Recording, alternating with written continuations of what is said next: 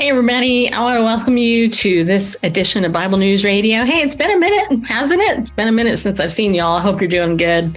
Hey, I wanted to take some time off from doing my sabbatical to share with you an interview that I did with the producer and director of a brand new film called Dysconnected. And I want to let you know that this interview is very powerful. We touch on some very important issues, stuff, honestly, that if you haven't thought about it, once you listen to this interview, you're going to go, wow. Okay, just so you know. So I'm going to tell you a little bit about Don. I'm going to read his bio here because it's worthy of being read. So I want to read it to you.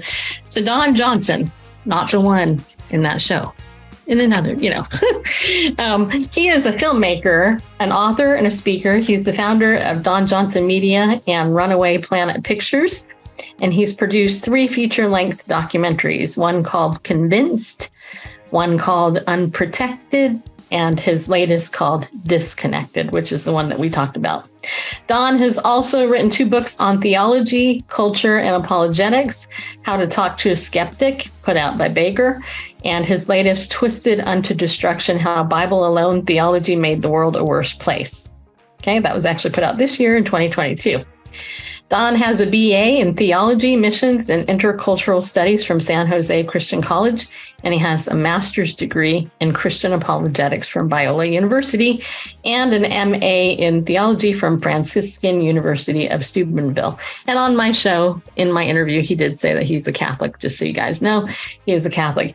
He's also done graduate work in the evangelism program at Multnomah Seminary and the philosophy of religion program at Talbot School of Theology, which, if you don't know, that's also part of Biola University. He has 4 children. He lives in Southern California, where I used to live, and he enjoys hiking. Yeah, he does.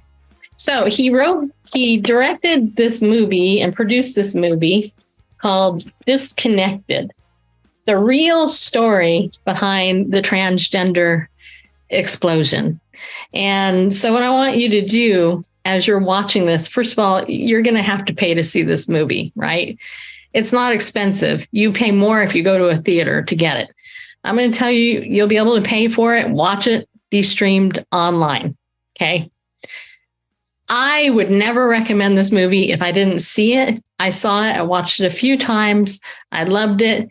And it exposes so much of what's going on in the world right now that if you don't think about what's going on and how the pieces fit together, you don't see it. And Don does a great job of exposing this here in his film. So stay tuned, watch watch our interview, which is right there. Okay. We're just going to go do the flip. There we go. Watch the interview and do me a favor and share it with some friends. All right. Hello, everybody. I want to thank you for joining us for this interview. I've been waiting quite a while for this interview with Don Johnson.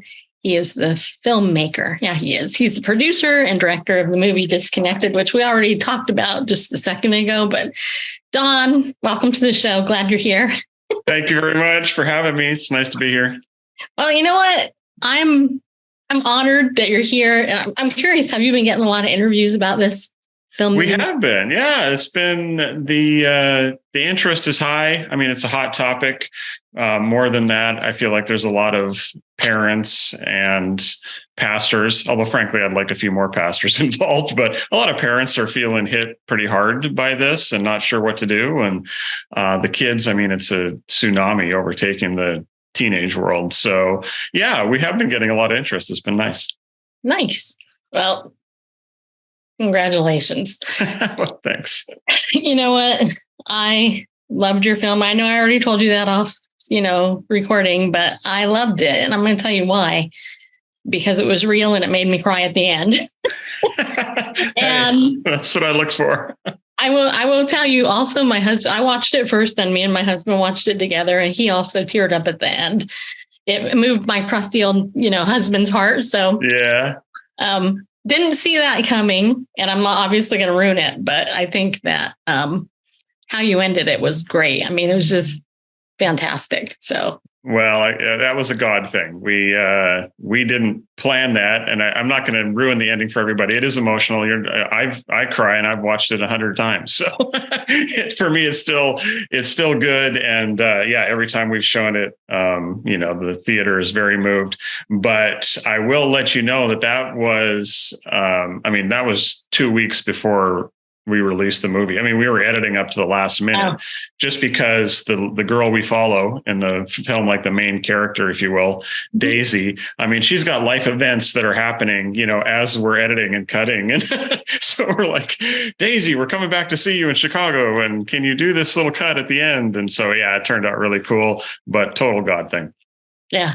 So, for people who don't know, a little bit more about your background, you actually how long did you spend to put this together? Over a year, a couple of years? Probably about 18 months, a little more. Okay. So somewhat quickly in movie circles, but yeah, about the last year and a half of my life was in this. Okay.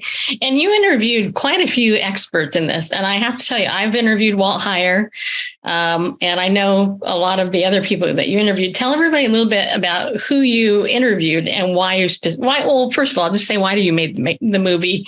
And then give us some of the experts, because some people might not know how prestigious these people are, number one, and why what they have to say is extremely valid, because so many people are in the dark about this subject. Yeah, that's true. There is a lot of ignorance, and I was one of those fairly ignorant people as well, which is why I made the movie. The transgender thing, I mean, who even heard of it 10 years ago, right? And it's suddenly everywhere, especially as a dad. I've got 4 kids, 3 teenage-ish daughters, right between that 12 and 20 era. And that was my primary motivation, is that you see a lot of their friends, even in our sheltered little circles, a lot of their friends. And it's just everywhere you go for them, they have to, they're inundated with the whole trans thing, the pronouns, and their friends are coming out and becoming non-binary and all the rest of it. And so as a dad, I was pretty motivated. And so then the people I interviewed, I was, God really opened up a lot of doors. I started with guys like Ryan T. Anderson, who wrote When Harry Became Sally, was very gracious to say yes early on. My friend Abigail Favale has a great book out called The Genesis of Gender. And so I started with some of the experts that had written books or were in the process, that I knew were in the process, like Abigail, of writing a book about it, and sat down with them. And then it kind of just snowballed from there, frankly. So I would ask, I'd sit down with Abigail and ask, who did she talk to? Or who did Ryan talk to write their books? And so then they sent me in certain places. So we talked to like Daisy, the transitioner girl who detransitioned, who opens the film and became, again, this wasn't really planned, but she ended up being the main character arc in the film. And I got introduced to her through Abigail Favale, who had interviewed her through for her book. And so, yeah, you kind of just, some of them, we'd show up in Washington, D.C., actually. I mean, there's some great stories. We showed up in D.C., which is where Ryan Anderson and a lot of the other experts are. And we actually lost one of the interviews. She just couldn't make it. She was like, sorry, I can't be there tomorrow. And so we had this open day and we started asking around, is there anyone close by who might, because we've got a day, we're in town, we want to film. And that's actually how we found Maria Keffler, who is amazing in the film. And she who had just recently started Advocates Protecting Children, along with Aaron Brewer, this amazing organization, but that we've kind of fell into that. We didn't even plan to meet Maria. And then she said, yes, we went and saw her, and it was this great interview. And she introduced us to Aaron, and then we're off to South Carolina to talk to Walt. And so it really was, who do you know? Who should we talk to? And they were all just very gracious in saying yes. And so it is really not my doing, but it's a fantastic lineup of people. Yeah, it is. I think that's so cool. I mean, it's cool, but it's a sad topic, unfortunately. I will tell you, I have a special interest in this topic because I've covered the homosexual lobby for quite a while. And my background as a marriage and family therapist, it took me to a couple of conferences. In particular, I used to be a counselor over at California Elementary School down there in Newport Beach. Just so everybody knows, he's in California. So that's right. Just down the road here. Yeah. I still got the 714 number, but I was a counselor for 3 years, right? That was between 2006 and 2000 and probably 9, around there. So quite a while ago. And back then I could see the influence of the homosexual lobby on the Safe Schools thing and all this other stuff. Well, I was invited to a conference, and it was held down in San Diego. It was called SESCAL. It's no longer going on. The lesbian psychologist that headed it up, she's doing something else, but I'll never forget it because I went into this meeting. I was sitting in the back, kind of went in as a spy. And I've gone to a couple of GLSEN conferences as well. So as, undercover, because I was asked by Traditional Values Coalition to go in because nobody knows me. So, they don't know who I am. Of course, we don't need to do that now because everything's online. But back then, I go in there and there was a psychologist. He was a man who transitioned to female.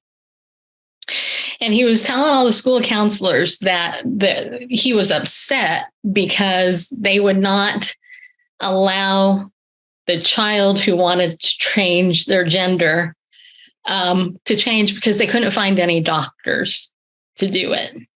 Now, I'll never forget this because the parents of this young girl that was there at this meeting for therapists, they got up and they spoke on a panel, and they were just decrying the fact that they couldn't get any doctor to do it. So this was, like I said, about 2008, 9, around there. And the man, who was a woman, not only is a psychologist, but admitted in front of everybody that he had detransitioned and that he had decided to go back and be a woman. So this guy couldn't make up his mind. I'm trying not to swear. But I raised my hand at the very end because he was asking questions, right? So I raised my hand. I was in the very back, and God, the Holy Spirit has given me self-control because being in an environment where that this is going on and it's the mental health field that's advocating for it, which is what you talk about a little bit in your film. I raised my hand and I said to this guy, I said, so I have a question, just out of curiosity. How are you going to explain all of this in light of the research of Piaget and all the child development experts and all this other stuff, because human development is my undergrad, right? And he's like, oh, no big deal. I'm like, what do you mean? He's like, come up to me afterwards and we'll talk. I was like, okay. So I go up to him afterwards and he says to me, we just write our own research and we suppress the other stuff. Now, yeah. Yeah. I mean, that's how it always is in all of these things. Stacy Lynn, from abortion to homosexuality to trans, it's all fake science. They fake the science. They pay off doctors to give bad data. I mean, it's always been like that, and it continues today. Yeah, this is not at all about following the science, as something we bring up in the movie as well. This is about going against the science and about destroying the medical field, destroying the counseling field. I mean, the demolition of the institutions is something that I didn't really see as clearly at the beginning of this project as I do now, and just how much damage they have done to the teaching and counseling and medical professions. I mean, it's flabbergasting that as an MD now, you can't recognize male and female. I mean, it's going to be a long time before I can trust doctors. It's just so strange and evil what's going on. Well, I mean, that's why I didn't get licensed as a marriage counselor, because I saw it coming down the peak and there was no way I was going to say I was going to do the affirmation care. You guys talk a little bit about affirmation care, because you guys mentioned that in the movie. So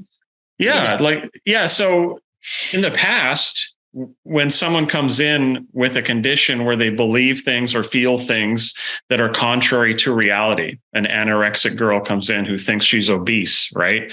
And healthy, we would say to them, no, your thoughts and your feelings are not correct. We need to give you cognitive behavioral therapy to straighten that out. And this has always been the way that we do things. It's like common sense, right? You're believing false things about yourself. And so but we don't say to the person, oh, well, let's change your body to match up with your delusional thoughts. Your thoughts are the problem. Your thoughts and feelings are the problem. It's a psychological, emotional, possibly spiritual condition, right? Well, now we've completely flipped that on its head with this whole trans thing, where now they come in with those delusional thoughts. Oh, I have, these feelings inside, these desires inside that don't match up with my body. I don't feel like a boy, or I don't feel like a girl, whatever that might mean. And rather than say, oh, well, you've got psychological issues, you've got delusional thoughts, now we are to affirm them. And as we point out in the movie, Ryan Anderson does a nice job of this. Like, it's completely Orwellian language where we affirm them in their delusions. So they believe false things. Right. And we affirm them rather than affirm, like, no, you're actually a girl. Okay. And we're going to line up. We're going to get your thoughts and your feelings lined up with the fact that you are a girl and get you healthy again. Now we're going to mutilate your body and change it to match up with your delusional thoughts and feelings. And we call that affirmation care. And it's horrible on its face, but actually in many states, up to 20 states or more now, it's actually the law. Like, you can't, if you go in as a teenage girl now, it's actually against the law for them to offer cognitive behavioral therapy like we would have in the past. You have to push them into transition, or you're in danger of losing your license or getting, kicked off, not able to prescribe meds and these kind of things. It's absolutely 1984 times 10. I mean, I can't even think of Orwell could never imagine the lengths to which we have gone with the language and the government control of things. I will tell you, I'm glad you brought up the whole eating disorder thing. Dr. Shawn A. Anderson, who's a psychologist, used to practice down in Laguna or in Thousand Oaks area. She recently gave a message with the American Association of Christian Counselors that they have. And she was targeted by the homosexual lobby because she actually was trying to protect people, the kids, and spoke out against the masking and some other stuff. Well, one of the things that she talks about is exactly what she said. She specializes in eating disorders. And she said that it would be malpractice if she told an anorexic that they were perfectly fine. Right. She is a psychologist, a Christian psychologist who's literally been reported for malpractice, if you will. And right. And her license is at threat right now. I mean, it's, and I just share that because this is a very, very real thing. I know other therapists, same thing. They have to be very careful with how they do stuff. You guys actually highlight the genderbread person in the movie. I want to talk about that a little bit, kind of, because that graphic, I don't know if I can find it, but the graphic is crazy. Yeah, I mean, it is all just so insane. The genderbread person, or the gender unicorn, actually is what they use now, because person, I think, is probably too close to reality. So now they're actually using a unicorn, the gender unicorn, but it defines personhood according to, there's many things. There's like your sexual desires. Who do you want to have sex with? But there's also like, what kind of things do you like to play with? Goes to your identity. What kind of, do you like blue or do you like pink? It's very, something we talk about in the film is that it's very much reliant on old oppressive stereotypes that we tried to get rid of in the 1950s. Whereas, the woman should wear pink and enjoy dresses and stay in the kitchen, and boys would never do such a thing, right? Boys should be out playing with trucks in the sandbox. And if, in fact, you're a girl who likes to play with trucks, or maybe you're a boy who likes to cook and make cookies or something like this, right? Now, rather than say, hey, good job. I mean, we're getting rid of those stereotypes. If you want to be a chef, right? That's where we were headed as a society. This is actually flipped. It's on its head. Whereas now little girls are told not to celebrate the fact that, hey, we're tomboyish, is what we would have called them in the past or whatever. I mean, now they're like, oh, you might actually be a boy.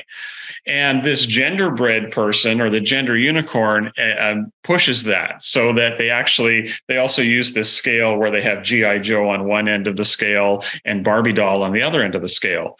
And they ask, well, are you closer to a Barbie doll or G.I. Joe? And if you're a girl, like a female biologically, but you like some of the G.I. Joe stuff, they say, well, I guess maybe you're a boy, and there's the spectrum.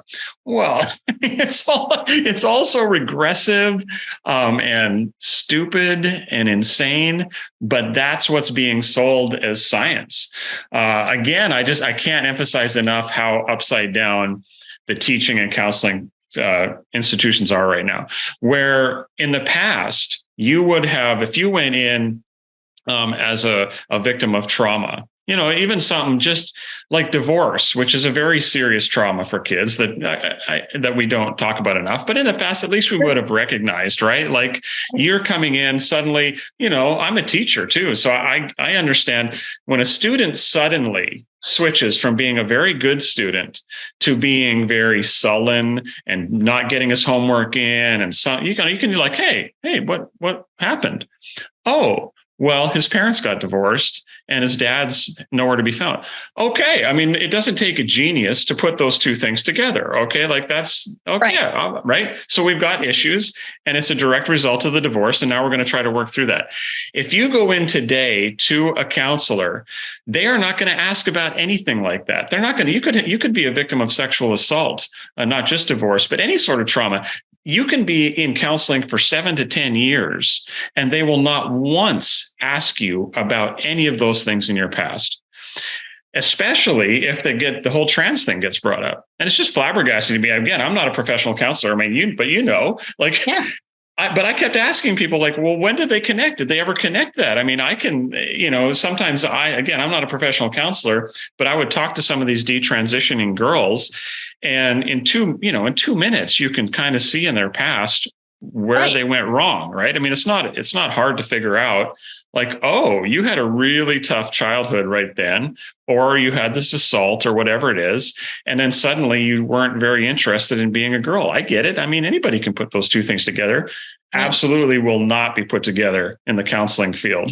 So like people need to realize how backwards and upside down those things have become.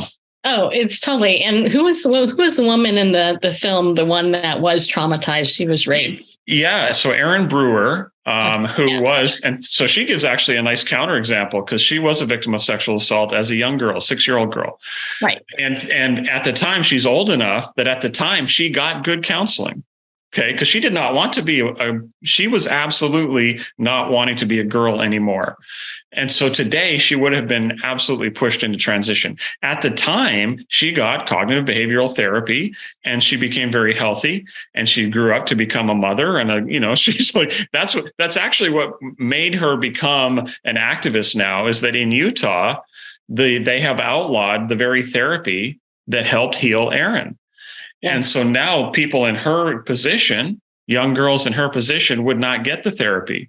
And so she thinks of like, if she had been in the same position now, she would have been sterilized. She would have been put on a path towards surgical mutilation, and she would have never been able to have her kids and grow up and be happy the way she is. So, she's a great example of what should, happen and what is actually outlawed. Like it's actually against the law for it to happen now in places like Utah and California. Yeah. Yeah. And I fit in that demographic myself, which is another reason why I'm so adamant about continuing to bring stuff like this before, because it's like, because if I sought out counseling too, and I got good counseling. Actually, I had a therapist who graduated from Biola, come to think of it. Nice. But, and I have another therapist that I've worked from APU. So, but I'm older, right? So in your film, though, you talk about different age demographics. So tell us a little bit about the age demographic that's being targeted for the transition, because it's not what people think. Yeah, that's in light of the story time hour and everybody. Right. Yeah, you know what I'm saying? Yeah, the news and even some of the pushback against the whole trans things has been focused on those like middle-aged men who are now prancing around in women's clothes and wearing makeup.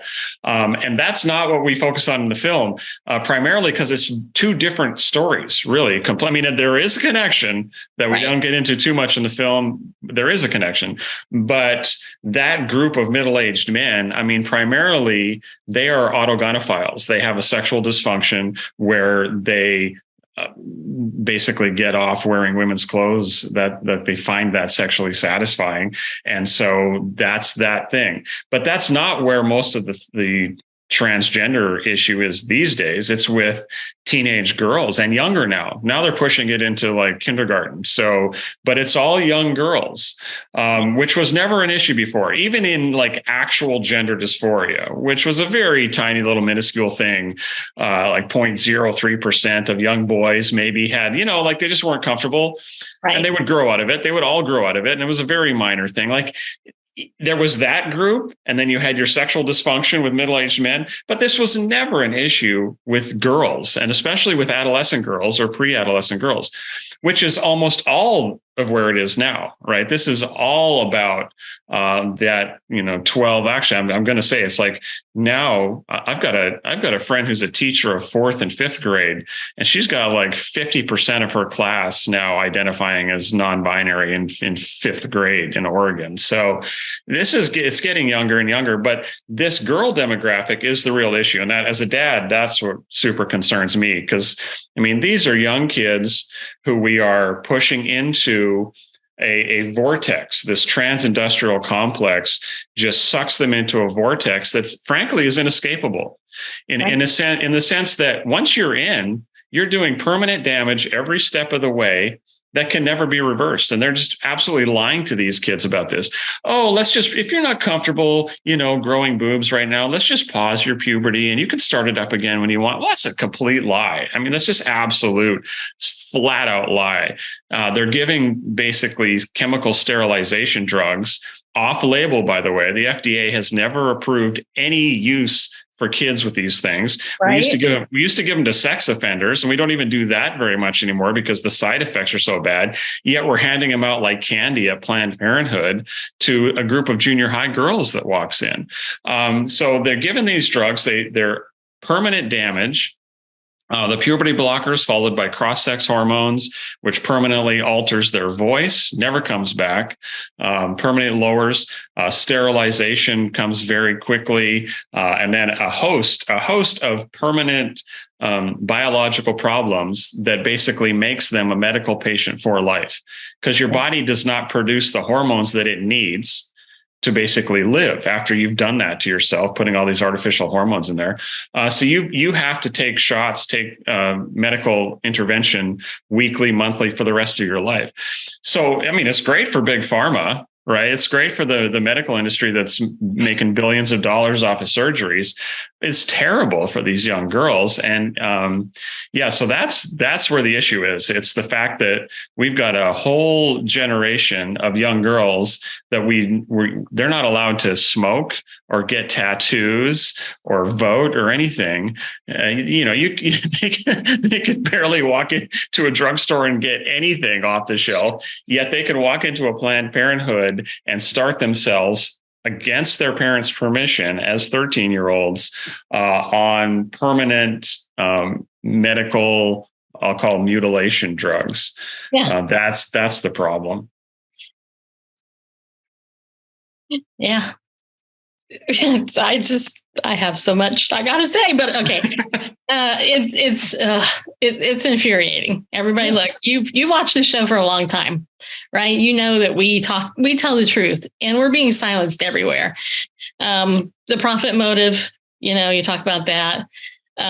It's all money. In fact, one of the things you brought up in the movie that I did not know, and I was so thankful you did, because I was like, yes. So I didn't know that Margaret Sanger was the one behind birth control originally.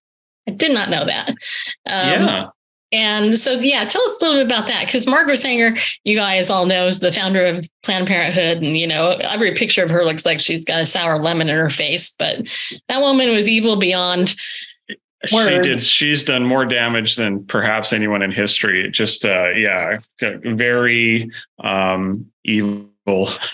Unfortunate person. Now, interestingly, we all know her as the Planned Parenthood person. We know Planned Parenthood as abortion, but actually, Margaret Sanger was pretty anti-abortion early on, and even her big thing was birth control. Her big thing was contraception. That was always her main motive. So she started the Birth Control League. She gathered around a whole bunch of pastors to finally get. After almost 2,000 years, in 1930, the Lambeth Conference, the Anglican bishops in England were the first Christian community in all of Christendom, in all of 1930 years before that, to say that contraception was actually a moral thing. And it was Margaret Sanger that pushed them towards this. And this unleashed a whole host of evils, and actually sent us, because we did not stand the line. And I know, listen, I'm Catholic, so I have no problem saying I know a lot, but a lot of people are just ignorant about this. Actually, my previous film really focused most on this because I didn't know this story either. I didn't know about Margaret Sanger and the Lambeth Conference and what contraception did.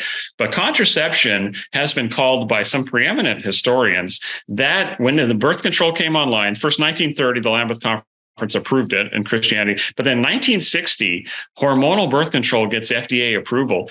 And many historians call that the most important moment in the 20th century and partially of human history. And let me explain just real briefly why I think that's so important to this discussion.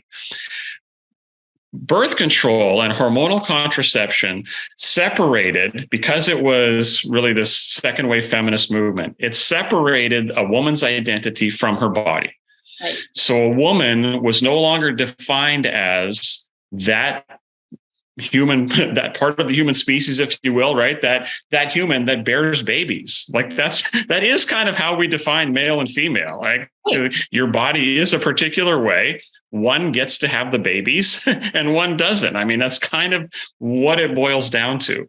By defining womanhood apart from our body, which is what they did. They said, my body is this way, but I'm going to define womanhood other than my body. I'm going to separate it. And birth control allowed them for the first time technologically to actually make that feasible. Right. Like you could actually be a woman who didn't have to think about sex equaling babies or motherhood or any of those things, right? And this was new. And yes, we've had types of contraception before, but the whole idea that womanhood could be separate from your body really opened up a whole Pandora's box of things that they did not realize at the time. I'll grant that. They didn't. Some people did. Some of the ideologues knew what was going on. And even back then, they could see the trajectory. And the trajectory goes something like this. If you can separate, if your identity is not connected to your body, it's out here somewhere, right? It's your will, it's your desires, it's your thoughts, it's what you want, it's what you like in life, like that. But if that's your identity and it's not your body, well, that's historic Gnosticism. That's like the satanic lie in the garden. Like you are not being created in the image of God is not from your body, right? It's this Gnostic dualism. Well, if that's the case, certain things follow from that very easily. The next step being that if you're defined by your desires and your identity is not with your body, well, what's to stop the homosexual movement from saying, I'm gay? Like, what does it even mean to be gay? It makes no sense, actually, unless your identity is in your thoughts and your desires and your will, right? Like I am defined. That's why it's fluid, right? That's why it's fluid, because it's all up here, and it's all up here. You can, but it has nothing to do with your body, right? It's completely disconnected, which is why we named the film this. It's disconnected from your body. But people don't realize that I'm very concerned about the conservative movement in America, how it has embraced the gay movement now, because this is not going to work. Okay. It's the same thing. You've got like the gays against the trans now. No, that's not going to work actually, because it's the same philosophy. It's putting your identity in your thoughts, your desires, your sexual proclivities, this sort of thing, like your behavior. Well, that's not the Christian way, right? Like we don't define ourselves, our identity by that. It's very closely connected with our bodies. That's what it means to be a hylomorphic being made in the image of God, as your body and soul go together. Well, so the women's movement and the birth control movement opened up the door then for the gay movement. And the gay movement then, this is just a logical progression. If you can be defined by your desires, well, what's to say you can't be defined by my desire to not be a girl, to not that's the same thing. Like, nobody is born in the wrong body is something we like to say in our pro child circles, right? Like, well, nobody. So that's, and even I stood shoulder to shoulder, literally, with a bunch of gay activists who are friends of mine. This is not an anti-gay person thing. But the philosophy, they stood side by side, and we're all saying, hey, nobody's born in the wrong body, right? Nobody's born trans. There is no such thing as transgender. It's just nothing. Well, I have to add to that, though, to be logically consistent. Nobody's born gay either. There's no such thing as a gay child. There's no such thing. Ridiculous. It's the same. Yeah, it's the same philosophy, right? Right.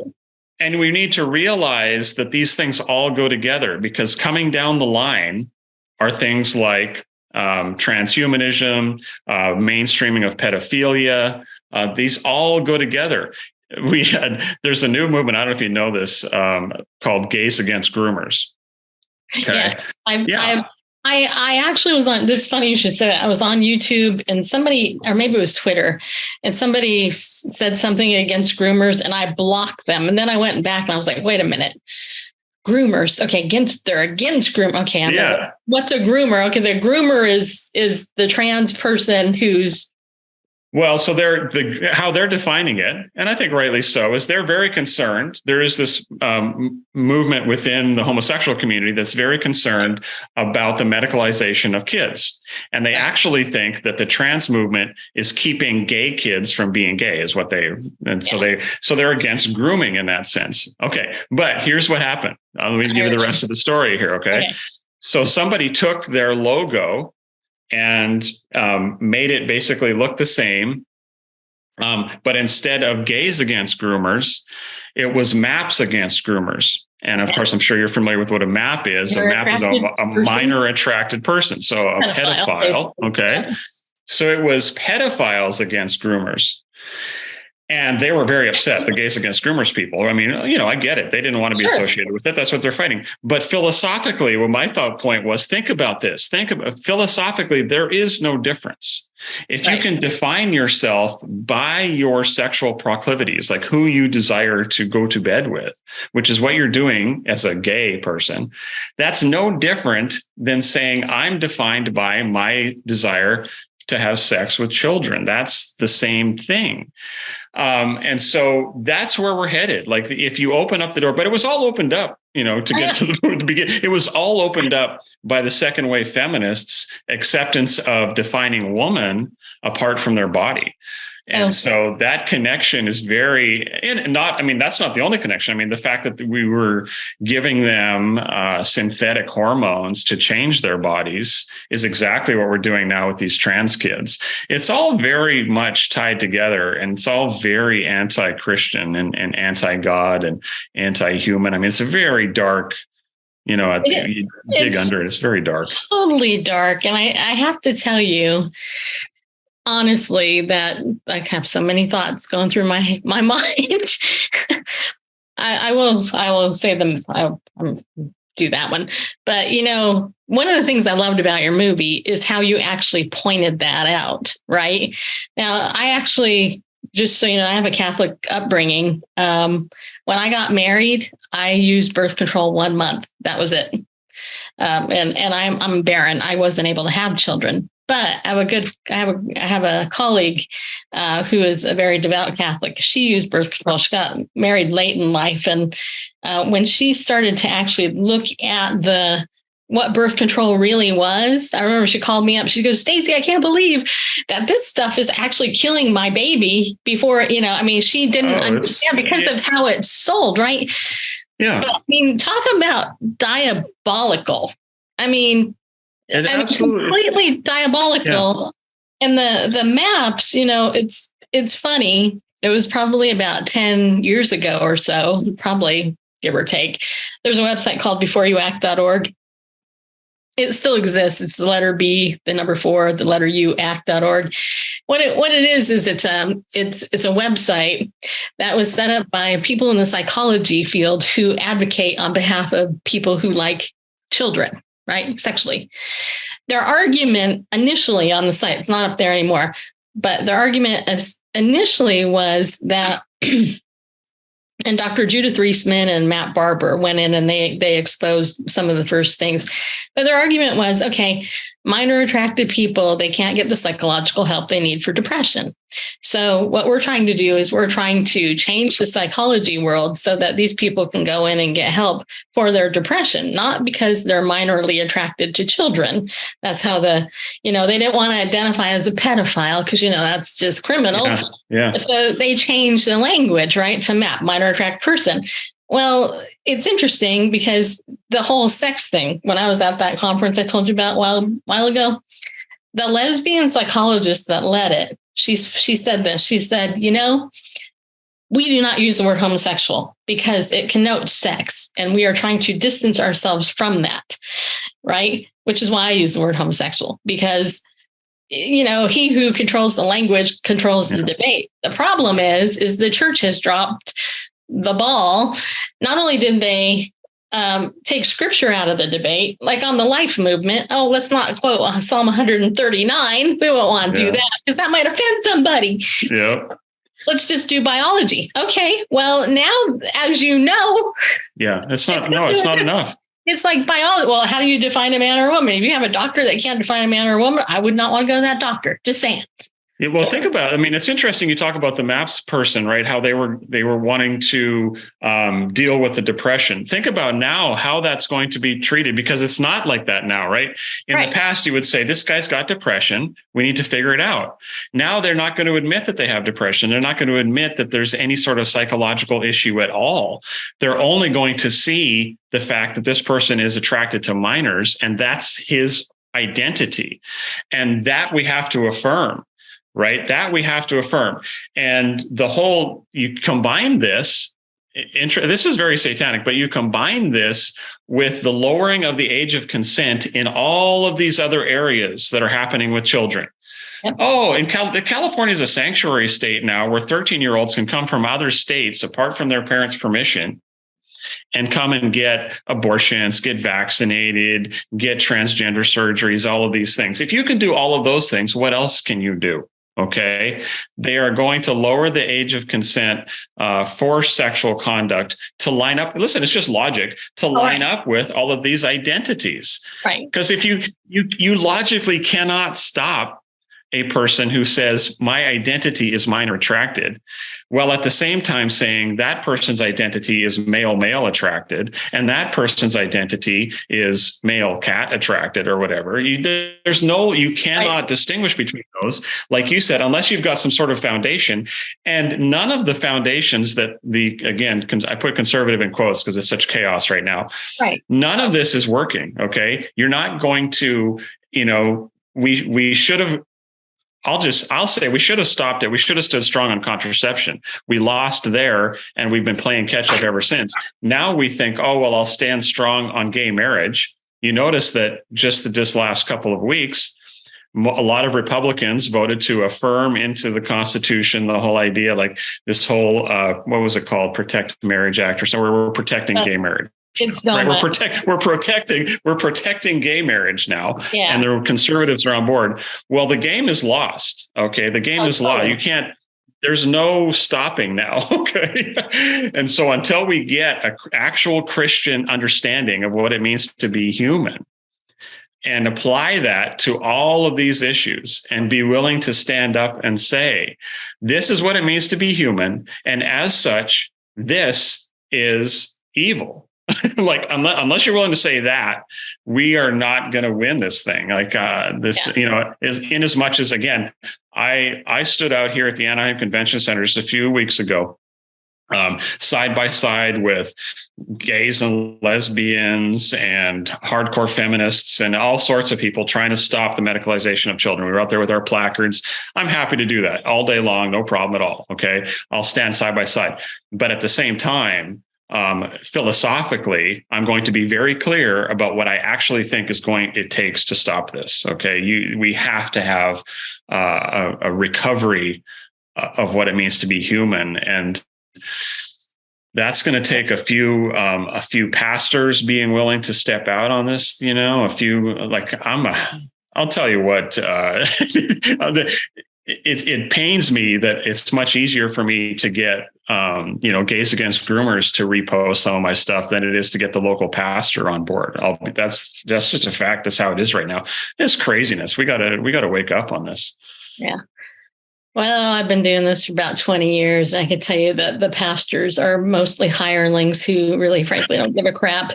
And I will say, I'm glad I'm not the only one saying NAMBLA is the North American Man Boy Love Association. It's interesting. I had a guy who was a retired FBI agent on my show number of years ago. His name's Bob Hamer.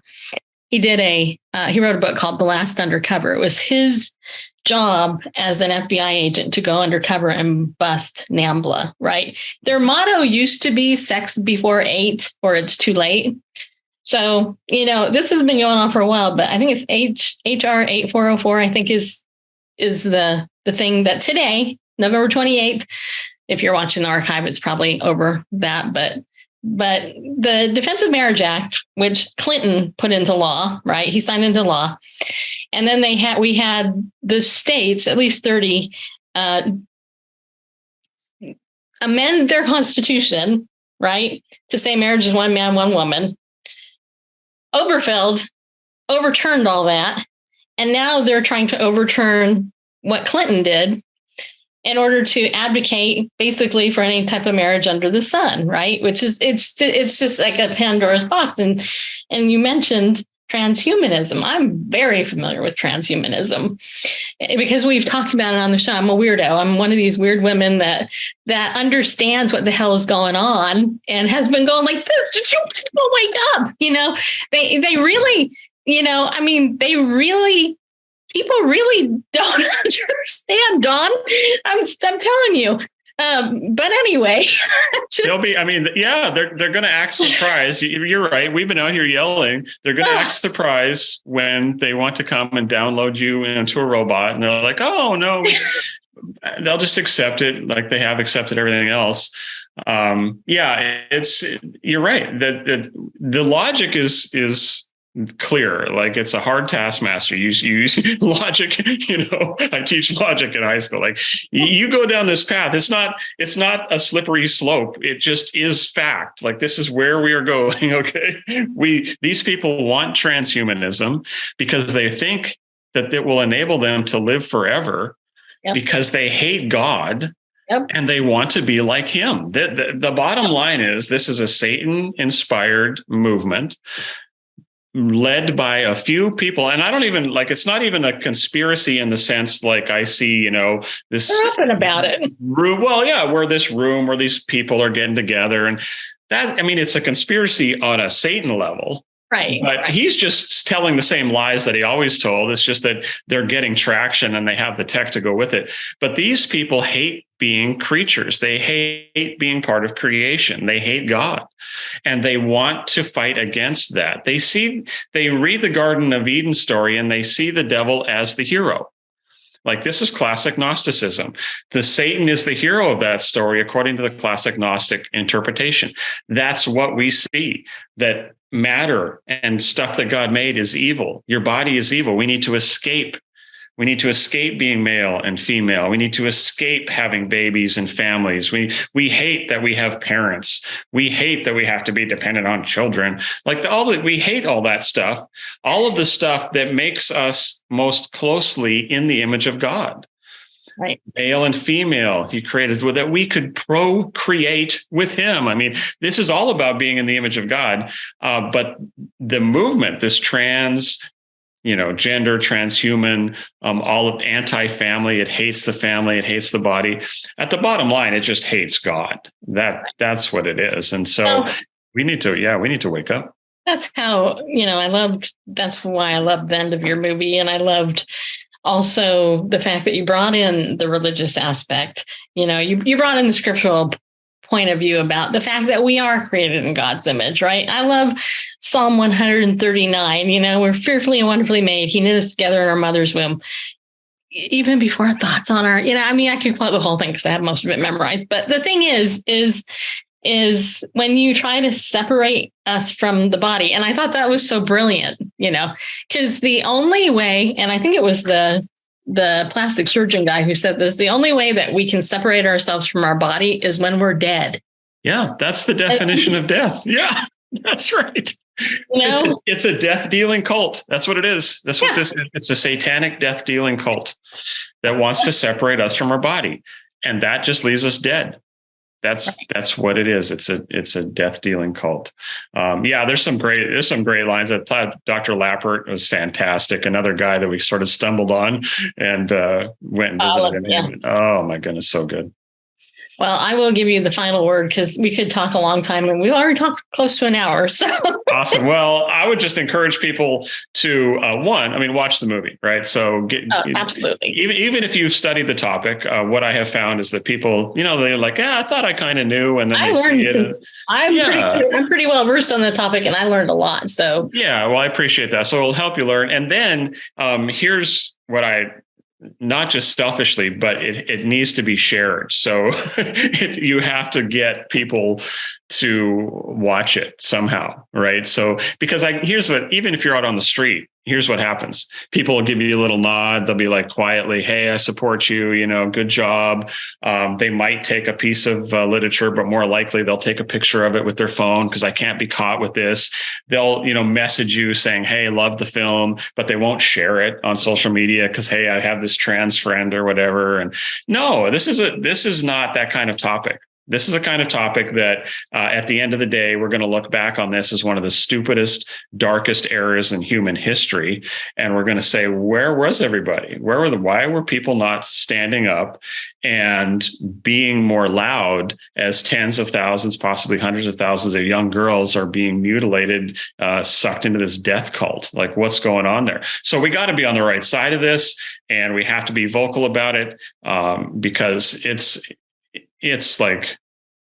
just so satanic. I mean, it's not like there's like gray area on this. This is like light versus darkness. Like we gotta be on the right side of this thing and be vocal about it.